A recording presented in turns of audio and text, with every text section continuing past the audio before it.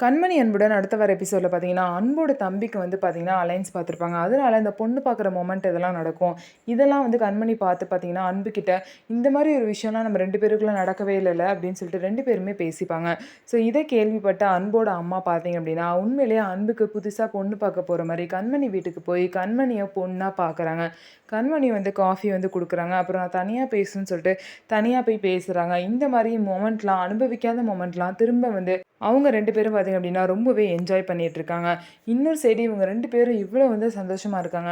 ஆனா பார்த்தீங்க அப்படின்னா, வீட்டுக்கு வந்து பார்க்குறப்போ வந்து ராஜசேகர் பார்த்தீங்க அப்படின்னா, வீட்டுக்கு வராங்க. அதாவது அன்போட அப்பா தப்பு செஞ்சு வெளிய போயிருந்தாரு. அவர பார்த்தீங்கன்னா, அவங்க அம்மாவே திரும்ப வீட்டுக்கு வர சொல்லி கூப்பிட்டுருப்பாங்க. அவர் வந்து கண்டிப்பா சும்மாவே இருக்க மாட்டாரு. அவருக்கு ஏத்த பதவி வந்து கிடைக்காதனால, இன்னும் என்னென்னலாம் பிரச்சனை பண்ண முடியுமோ, அந்த பிரச்சனையெல்லாம் பண்ண தான் போறாரு. ஸோ எல்லா பிரச்சனையிலேருந்தே அன்ப எப்படி கண்மணி காப்பாத்த போறாங்க அப்படிங்கிறத நம்ம வெயிட் பண்ணி பார்க்கலாம்.